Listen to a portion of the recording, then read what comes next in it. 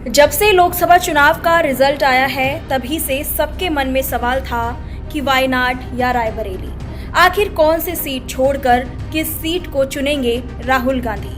अब कांग्रेस पार्टी और राहुल गांधी ने लोगों के लिए बनी हुई इस पहेली को सुलझा दिया है।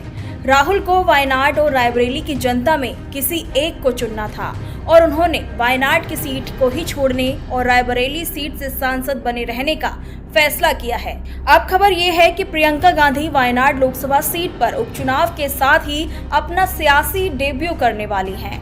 अब अगर प्रियंका जीत जाती हैं तो वो पहली बार लोकसभा पहुंचेंगी और पहली बार लोकसभा में भाई बहन की जोड़ी एक साथ दिखाई दे सकती है। वहीं पहली बार ऐसा होगा जब नेहरू गांधी परिवार के 3 सदस्य एक साथ संसद में होंगे।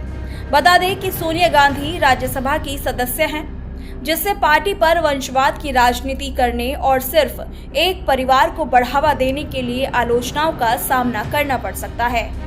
अब सवाल ये उठता है कि राहुल गांधी ने क्यों वायनाड की सीट को छोड़ा और रायबरेली को चुना।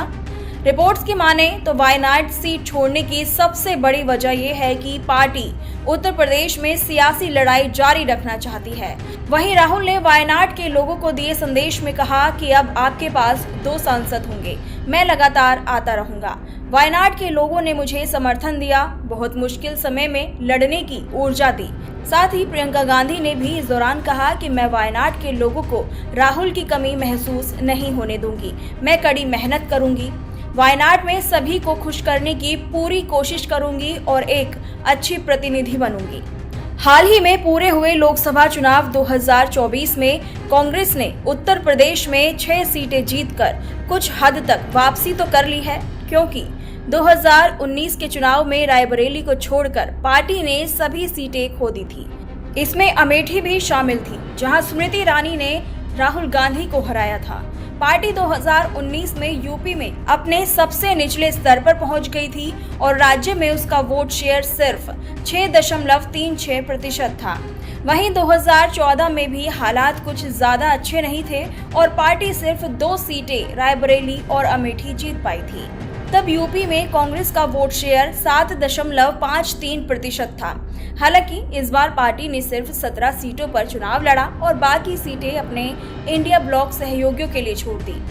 इनमें से कांग्रेस 6 सीटें जीतने में सफल रही और सीमित सीटों पर चुनाव लड़ने के बावजूद उसका वोट शेयर बढ़कर 9.46% हो गया।